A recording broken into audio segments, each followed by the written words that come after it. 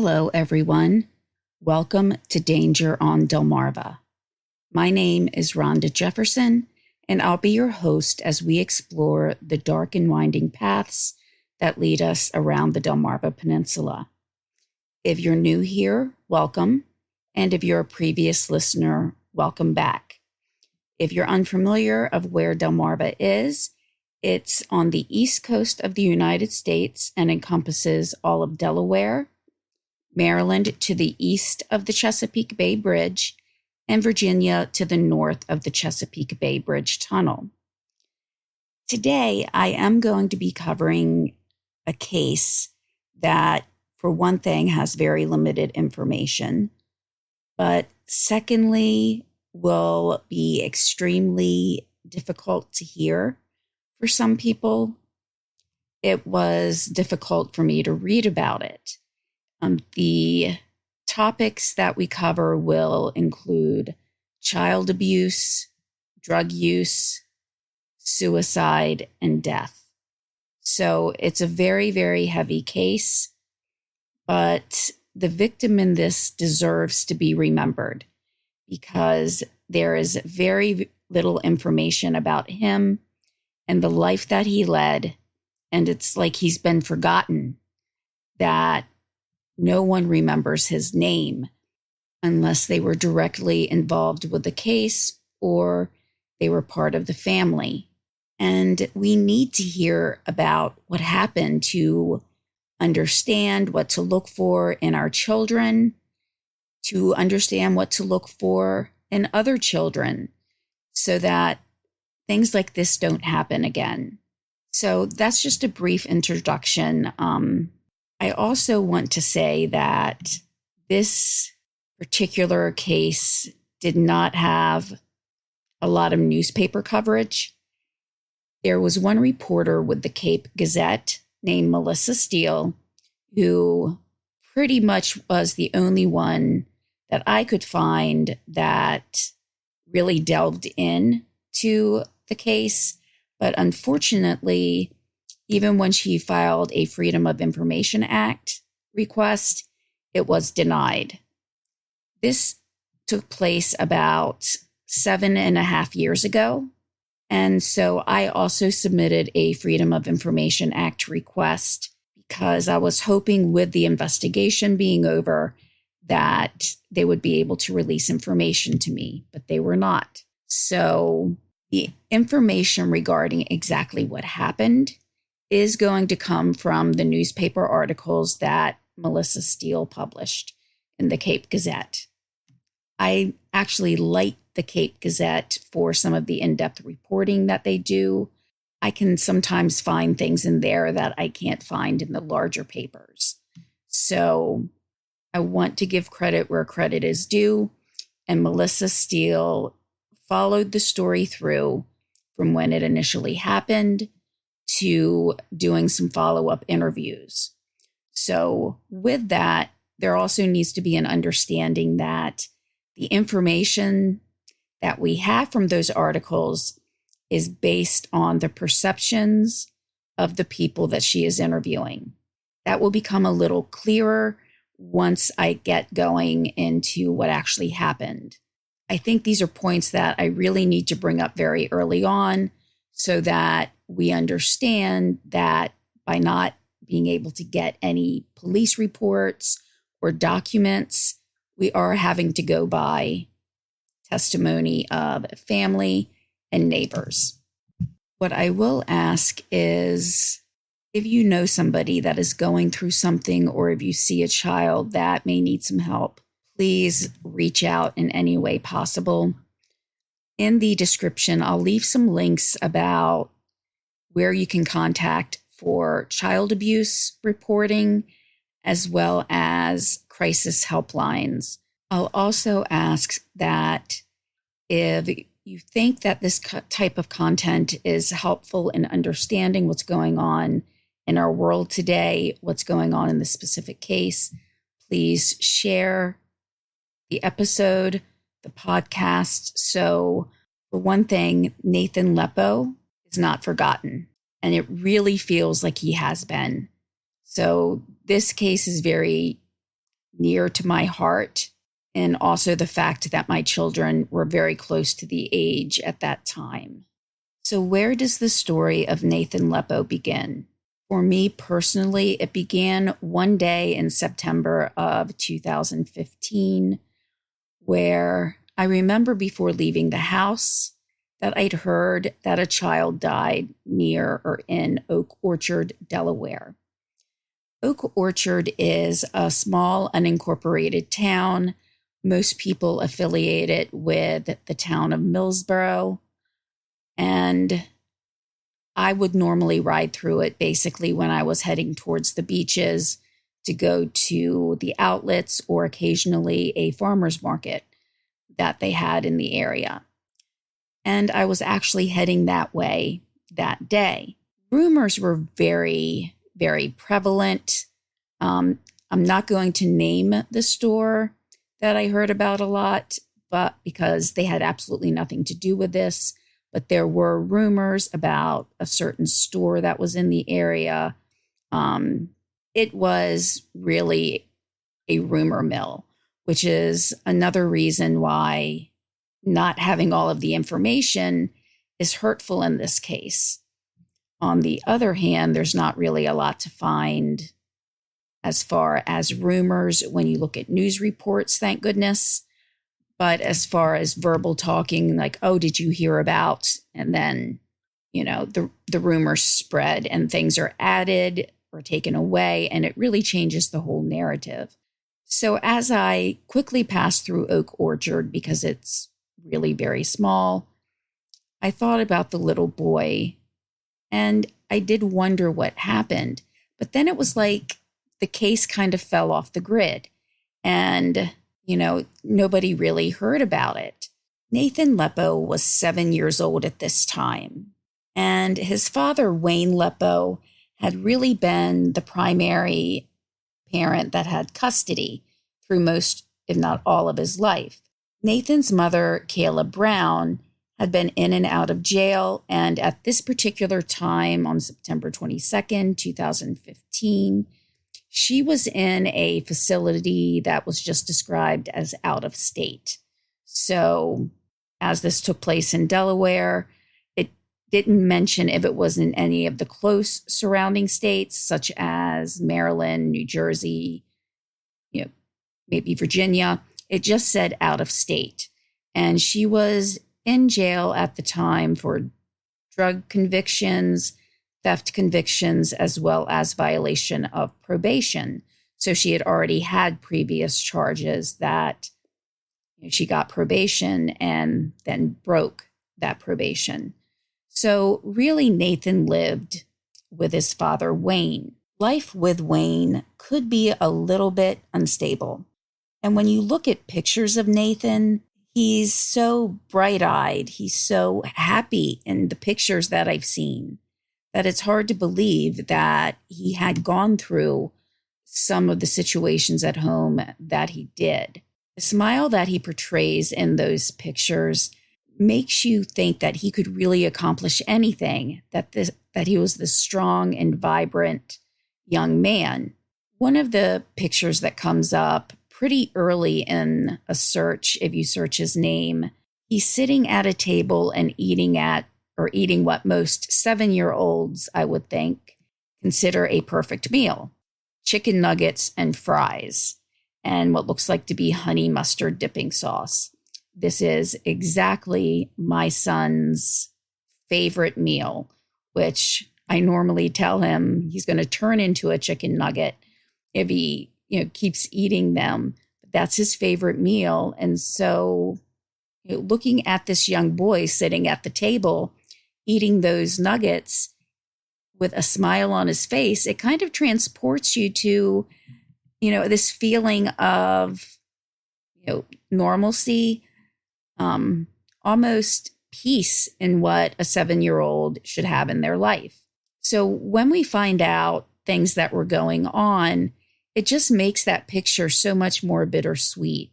And you really hope that as he's looking into the camera, that the smile is real, that he's not just putting a smile on to hide everything that's been happening.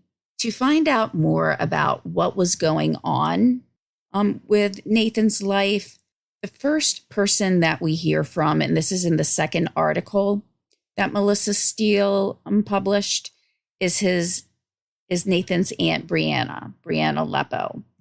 Now, she said she spent a lot of time with Nathan. She had sons of her own, and Nathan was pretty much with her when they would do things. It was like, for lack of any better comparison, like he was another child to her, and she would include him in everything. She felt that she could provide a steady home for Nathan and had reached out to, I'm just going to call it CPS, Child Protective Services. It has different names in each state, but just to kind of keep things uniform, I'm going to say CPS. And she had asked for placement of Nathan to live with her so that he could have a steady home environment. So when Wayne Leppo was told that his son could not live with him any longer, Briana was pretty surprised when Nathan wasn't placed with her. What had happened and what she heard afterwards is that Wayne and his girlfriend, and there were two younger half-siblings in Nathan's life at the time, that they had gotten evicted. Wayne himself, so it didn't sound like he went with his girlfriend and the other two children, but Wayne was going to move into a house, which he did. But when a caseworker who had worked with the Leppos in the past, when she checked in, they found that one of the people, the roommates that Wayne was going to have in there, was a registered sex offender. So Nathan could not live with his father in that type of environment, and that's completely understandable. So he was told Nathan had to go somewhere else to live. So at that time, Wayne asked that his son be placed with Martha Sexton. And Martha was someone they'd met about a year prior when they first moved into the home. The home was in an area that was filled with row homes and apartments. They were a pretty close community. And how Martha Sexton came into the picture is the neighborhood itself. They watched out for other people, and they were a community. So early on, there were some observations that they made. Nathan was described as basically just running around the neighborhood. One neighbor recounted an incident when one of the other children, the half-brothers, at around 2 years old, they found him a couple of blocks away from his home and had to bring him back. So there really was a lack of supervision that was going on within the household. One mother from the neighborhood said that when they first came and lived there, and the Leppos did, that she wouldn't let her children play with Nathan. He had what she considered coarse language and just everything that was going on. She didn't feel comfortable with Nathan playing with her children. However, at some point in time, Wayne's girlfriend asked Martha Steele to help with getting Nathan on the bus each morning. And you know that saying, if you give someone an inch, they take a mile? It seems like that's what was happening here. So Martha did help get Nathan on the bus, but then it kind of graduated into, can he spend the night occasionally, which he did. And when they were evicted, the Leppos were evicted from that home, Nathan pretty much picked up his stuff and went over to Martha's. And that's where he was going to stay. He kind of had a routine there anyway. Now, from Briana Leppo, Nathan's aunt's viewpoint, she wanted to know why Nathan would be placed in a home where there was very little room. Martha did have 6 children, according to the article. However, it did not state whether or not all 6 of them lived in the home or apartment or if some were adults and had moved out. So we don't really have a clear understanding of how many people total were living in the apartment. But it seemed like it was a good fit for Nathan at that time. However, Briana, again, was concerned that her nephew was living in a home that was basically an efficiency apartment with very little room for anybody to really have personal space, to have their own room, or even have their own place to sleep, especially if there were that many people living in there. So, based on the interview and article that, Briana gave an interview for, she was upset about the fact that Nathan was allowed to live with someone that they really didn't know. And on top of that, it was in, a very small living space. But even if, Nathan was not placed with Briana, at least he was out of the tumultuous home life that he had with his father, the girlfriend, and 2 younger siblings. At one point, Wayne's girlfriend had been reported to CPS because she threw a toy lawnmower at Nathan. Now, this was not too long before what happened that we'll be discussing in a few moments happened. So, to have a grown woman throw a toy lawnmower at a child, it's just really, what would make a grown woman do that is beyond me. But also neighbors reported hearing loud shouting and fighting from within the Leppo residence. So at least Nathan was away from all of that. After some paperwork and, settling things, Martha Sexton was appointed as the guardian of Nathan Leppo. Now, Wayne could only have supervised visits. So that's telling me there's kind of some things behind the scenes that maybe would help understand what was going on, because, even if Wayne was living with this sex offender, the fact that he couldn't say, come get Nathan and take him to McDonald's or take him to a park, that makes me wonder what exactly was going on that we don't know about. But every visit had to be supervised. And if Wayne were to ever try to take Nathan, then Melissa would have to contact CPS directly to report that Wayne was trying to take Nathan. Wayne did call his son every night. And in some cases, you would expect that a phone call from a parent would leave a child more comforted. It would kind of take him back to that safe, secure place. However, according to Martha Sexton, whenever Nathan would get off the phone with his father, he was more agitated. She said that it would agitate Nathan once he got off the phone. So sometimes they listened to the calls as well. They would have it on speakerphone, meaning Martha and a friend that was sometimes over. And Wayne would say things such as, don't get used to living there because you're not going to be there that long. So again, just to emphasize, all of this information is based on, not court documentation, but by interviews done for a newspaper article. Now, the morning of September 22nd, Nathan had actually asked Martha to contact a social worker. He wanted to speak with a social worker. So she did text the social worker saying that Nathan wanted to speak with her, but they didn't hear back that day. Martha also noticed things were a little bit different with Nathan, such as he would normally procrastinate like most kids do with homework. What kid really wants to do homework once they get home from school? But on that particular night, he actually, was doing his homework on time, getting it complete. And then he went to take his normal shower.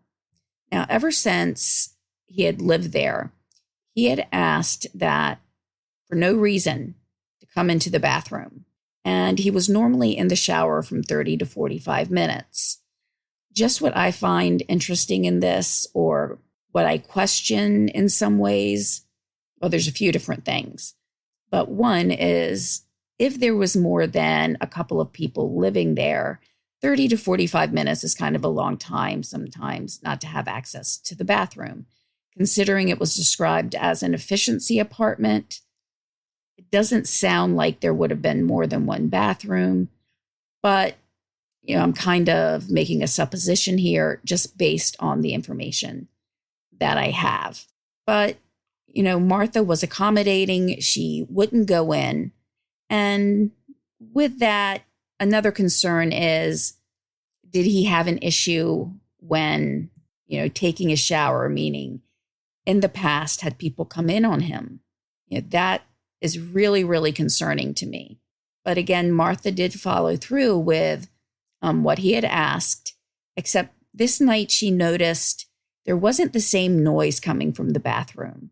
Normally you would hear the water running, you would hear somebody moving around, but there was nothing.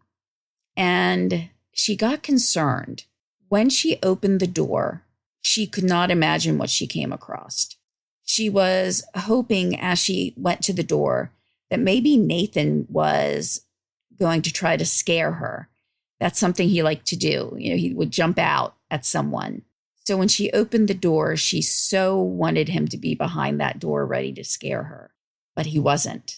He was in the shower with the shower hose. So, one of the showers with the long hoses around his neck. So Martha tried to lift him to get him out of that situation, out of that shower hose around his neck, and tried to called 911. But Nathan did not make it. This 7-year-old, this very young child, had killed himself. And those are words that you would never think would come out of anybody's mouth. That a 7-year-old was to the point that the only way that he saw out was to kill himself. Now you have to wonder, did a 7-year-old really understand what that meant? Well, looking at some of the things that would make more sense after this happened, one of Nathan's friends came forward and said that Nathan had told him that he was going away to a faraway place.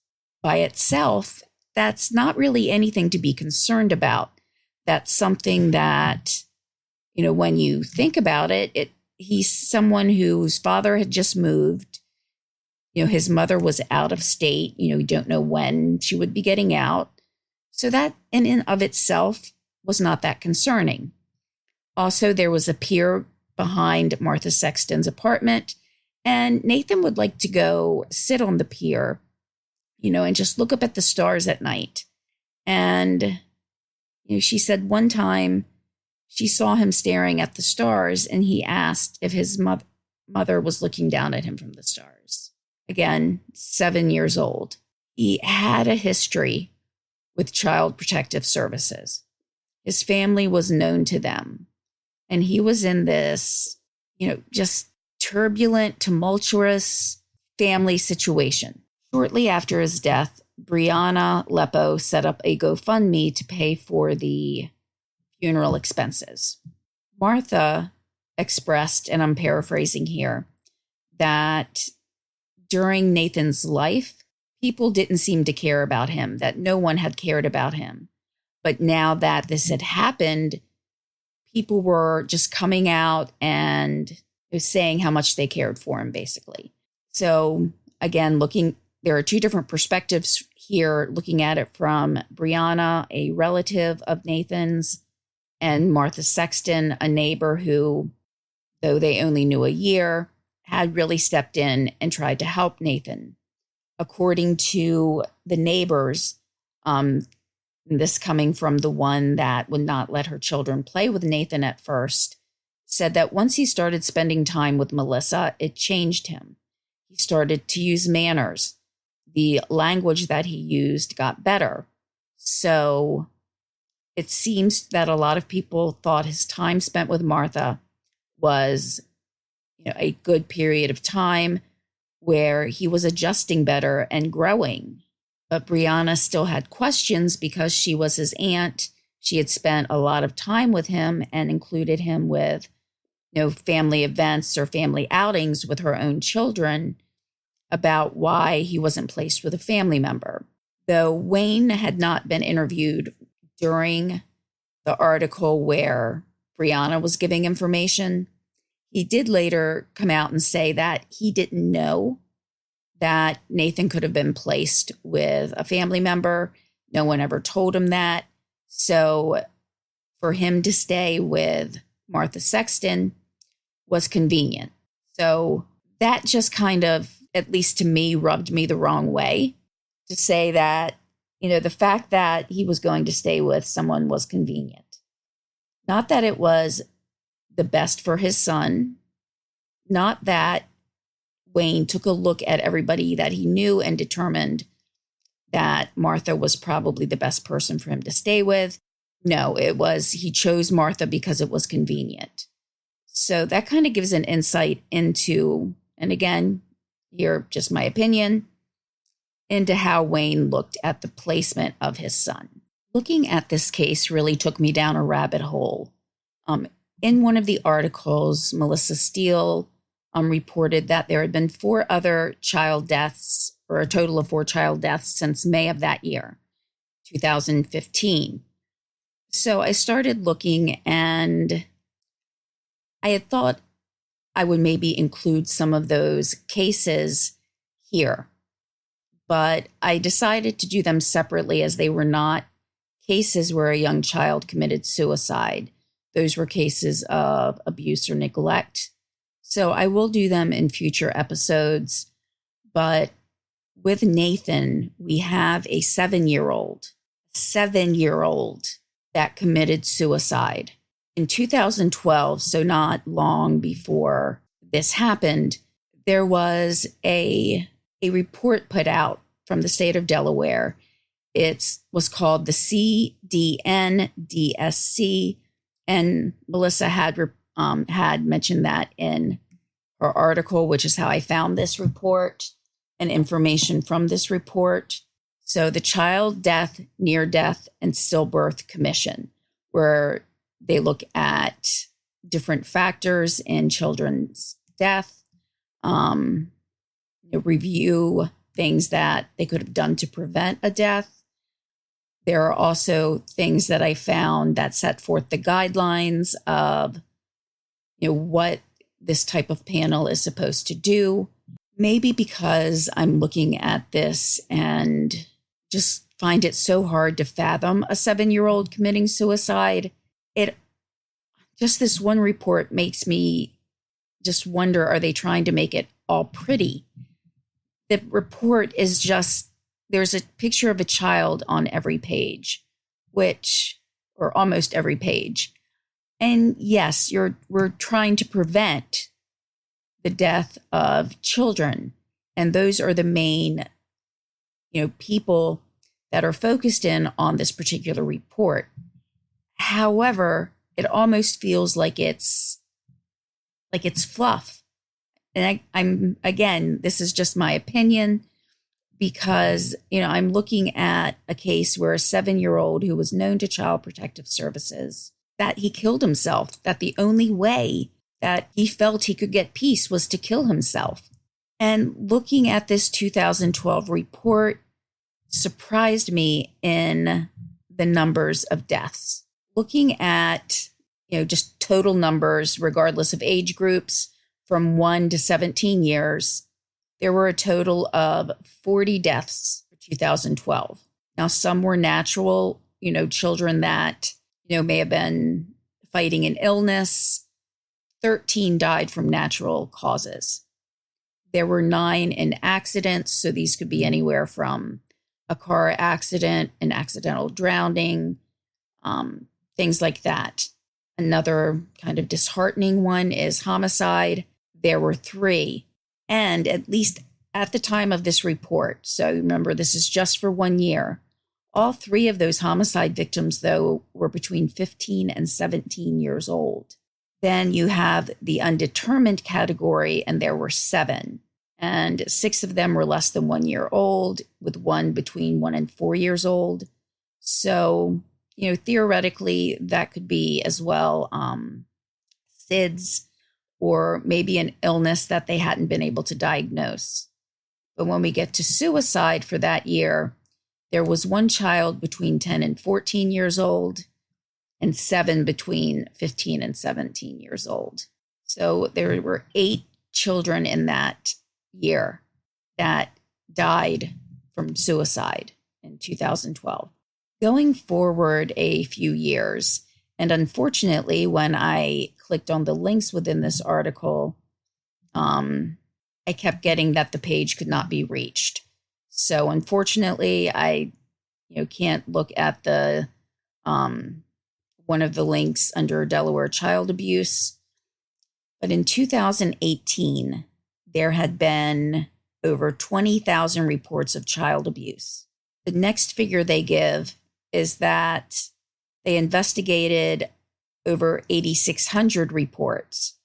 So that's about a 12,000 report discrepancy, 12,000 reports compared to the 8,642.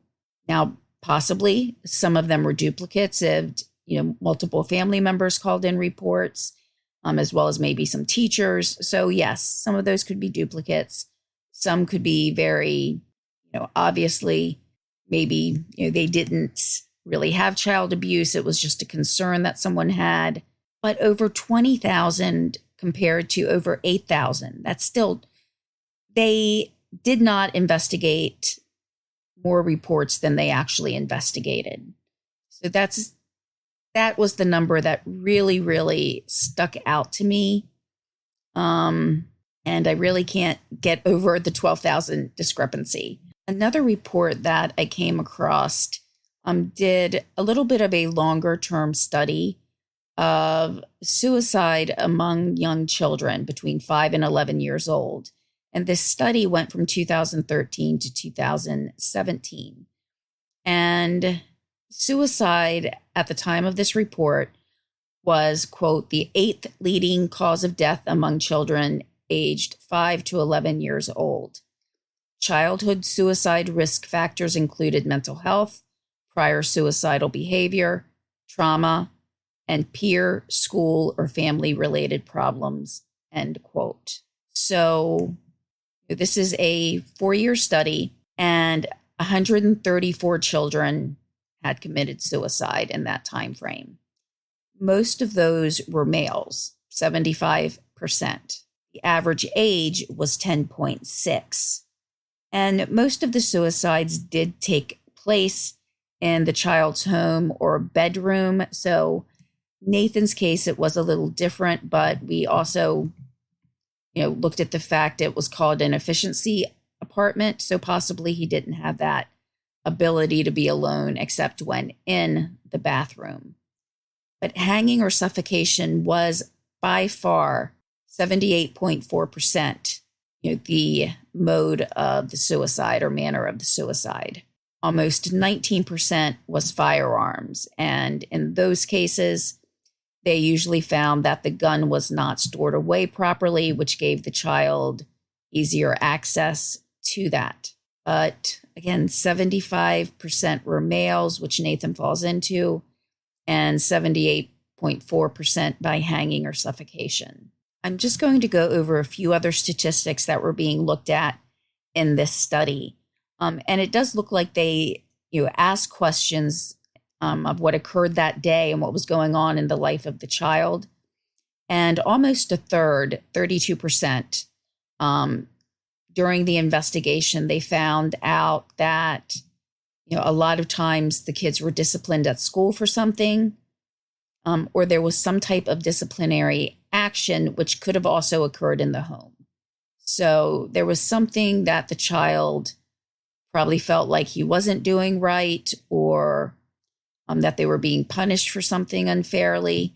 These are things that could have happened in the home or school on the day that a child committed suicide. Now, given the fact that these are young children, it's not really surprising that most of the time the suicide took place in the home.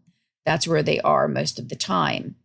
And in 58.4% of the time of these 5 to 11-year-olds committing suicide, there was an adult who was home at the time. Now, okay, they're 5 to 11 years old, but only 58.4% of the time was there an adult in the home. That's just something I question personally. I mean, I understand that there could be situations where, you have to work and babysitters or daycare is really, really expensive. There's no doubt about that. But they were very young children in a home by themselves. One statistic that I find, questionable maybe, is that in these cases, 27.1%, there was some type of child abuse, either confirmed or suspected. And the abuse could have been, not only physically on them, but domestic abuse between their parents. Substance abuse can play a part in that as well, because we see it in this particular case that Nathan's mother was away. It also said that 1 in 4 of the suicide victims had some type of trauma. Now, this 25%, again, I find that a little questionable. But what I personally feel may be happening is because of the situation that the child is in, they don't feel comfortable enough to necessarily talk to somebody about it. So that 1 in 4 might actually be higher. But since the child is not able to bear witness anymore, there's not really a way to confirm then if there had been abuse that wasn't reported. Of those that committed suicide, 78% were receiving, quote, mental health treatment for behavioral and or mood disorders. The child victims often had a history of suicidal ideation or attempts, and some expressed suicide on the day of their death. Coincidentally, findings indicated that children who attempted suicide are up to 6 times more likely to attempt suicide in adolescence. This study suggests more serious suicidal prevention for younger children, including strategies that differentiate children in adolescence, end quote. So looking at this age group, if a child had committed suicide when they were very young, they were more likely to attempt it again. And those who are part of the behavioral health assessment and behavioral health treatment need to take a look at the differences in the age groups. How you would approach something to a 5-year-old is completely different on how you would approach something to a 12-year-old. So these were some suggestions that were put forth. And, again, I'm going to read these verbatim. So 1 is investing in more effective suicide risk detection and targeted prevention initiatives for younger children. 2, strengthening parent-child relationships as a protective factor through family-based interventions. And 3, robust mental health screening and suicide risk assessment. These sound all reasonable. And I think it's awareness that children this young are considering and even attempting suicide, and in many cases, actually succeeding in killing themselves. What sticks out to me here on this is strengthening the parent-child relationships. In Nathan's case, we know that Kayla, his mother, was in jail. So there was not really a way for them to have a steady, relationship for him to see her. When I discussed earlier about she was in an out-of-state facility, to me that's important because it makes you wonder if he was able to go visit her, if that would have made a difference, or, maybe it would not have, but we don't know because we don't have that background. Jumping forward to 2021 at some other information that came forth between those dates, the Centers for Disease Control was reporting that suicide attempts and deaths had increased. And in fact, suicide was now the 8th leading cause of death in children between 5 and 11. Now, that doesn't really seem to have changed since the study that we just went over. So while that may still be the eighth leading cause of death, the numbers itself are actually increasing. And while we do see that there have been some studies that looked at data that could be analyzed, there really wasn't as much research being done as there could have been being done. I mean, I was able to pull up something from California, and it looked at suicides by age group. Now, we're looking at Delmarva. Delmarva is by no means anywhere close to being the size of California. And this study, though, looked at the age groups between 5 and 24. In the year of 2020, 54 children between the ages of 5 and 14 committed suicide. 54, 174 between 15 and 19 years old, 299 between 20 and 24 years old, and 527 was the total. That's one state. And yes, it's bigger than Delmarva, which we're actually looking at, but still. Continuing with the age group that we're looking at here between 5 and 14, there was a comparative study between 1995 and 2020. Now, there's been kind of dips and high points throughout this, but in 1995, there were 35 suicides, dropping down to 13 in 2003. But again, it has the peaks and valleys where just the next year, it went up to 25, so almost doubled. And then by 2007, it was down to 13 again. In 2020, there were the 54 deaths that we saw in that age group. So it's trending upwards. And there has to be a way to get in front of this because children are our biggest resource, but they're also the most vulnerable in our community that we all need to keep a hand in making sure that they're okay. There's the saying, see something, say something. So if you are concerned, contact Child Protective Services. Contact a teacher who may know who to get in contact with if you don't know where to call. More recently, we have heard a lot about how the pandemic has affected young people and their mental health.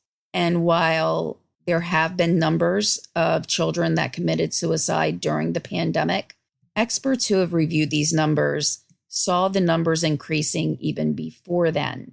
According to NBC News, they gave an example of an elementary school, so same age group.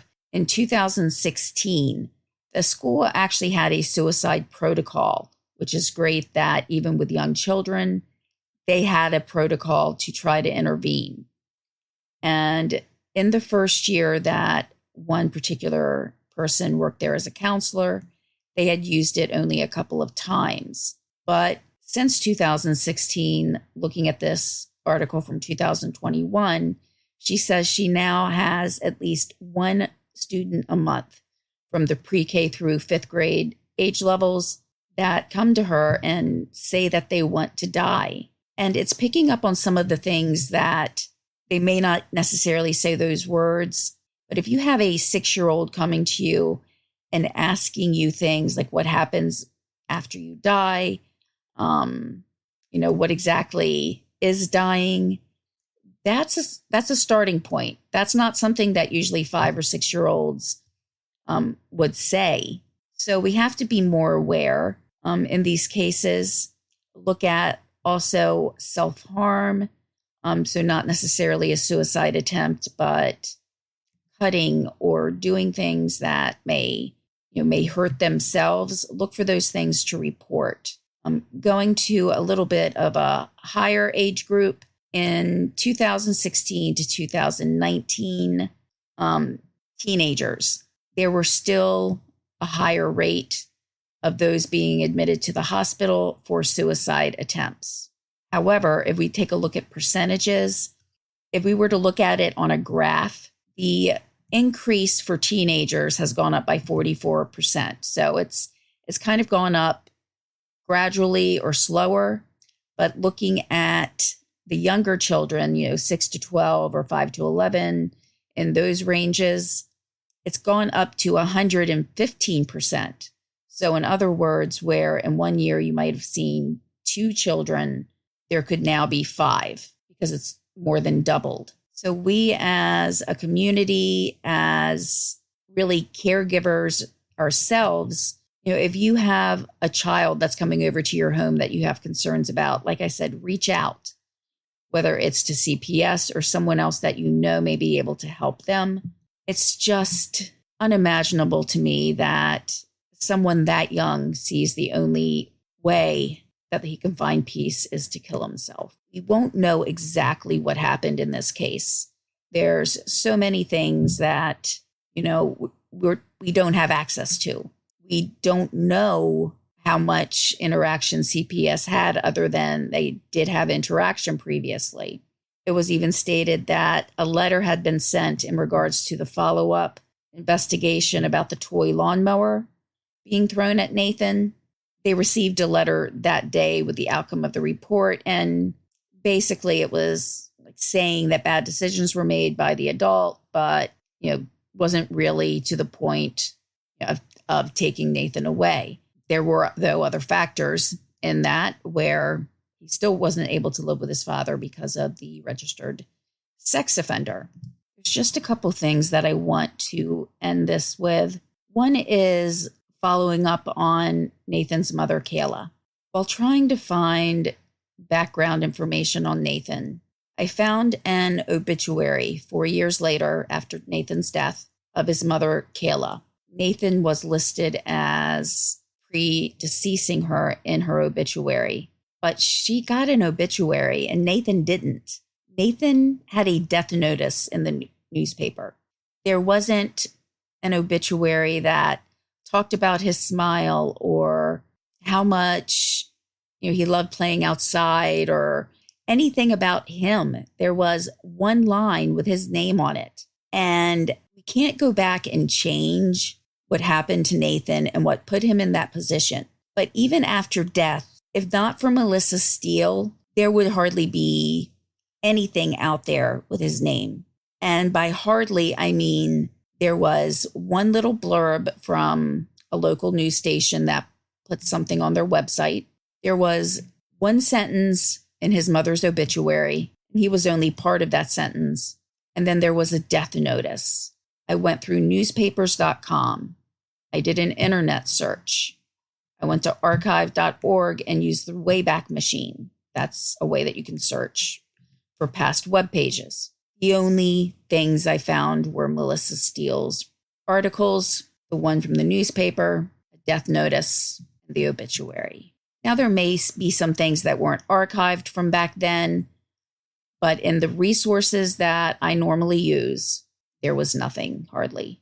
So Nathan should not be forgotten. I think that since we don't have the reports of what exactly happened, we can't really cast aspersions towards anybody involved in the case, whether they be family or the person who took him in, because we don't know what happened. Looking at pictures provided by each of the individuals that were interviewed, he looks happy with them. So it could be that both of them really loved and cared and wanted to take care of Nathan. My personal belief, and I have to emphasize that because I'm just trying to protect myself there as well. My personal belief is hearing or thinking about going back and living with his father upset him. There was that instability that children need stability, but he wasn't getting it. The home life with the girlfriend whose name is not mentioned anywhere, was that a factor? Was Nathan worried about going back to live with her? Again, we don't know, but I think that uncertainty that he would hear sometimes in those phone calls affected him a lot. So I just want Nathan's name to be remembered. I don't want him forgotten because after knowing what happened, to see so little about him, it makes me both sad and angry. So please don't forget Nathan, and don't forget what other children across the communities that we live in and across the nation are going through. Again, I will leave some links to resources, whether it's reporting cases of abuse or reaching out for help if you need someone to talk to, and keeping an eye out for anything that might be unusual in a child's behavior, as times are changing. And just something I'm thinking about now that just came to me is the social media aspect. A lot of 5 to 11-year-olds may not have social media like their teenage or preteen counterparts have, but bullying can play a factor. So that's something to look at even as the children get older. But, just keep an eye and ear out for those that may need help and report, to the necessary people. I know this was, for me at least, it was extremely difficult to talk about suicide in someone so young. But if this helps one person recognize signs or give somebody a resource, that's why we should be looking at these cases, is to try to prevent things from happening again. So I thank everybody for hanging in there and listening to this. Next episode, I'm probably going to do something more of like a weather-related instance, because the last few episodes have been about crime. So I do have some things up for more weather-related incidents. So we'll be looking at that in the next episode. Everybody, I hope you take care, and I will be talking to you soon. Bye.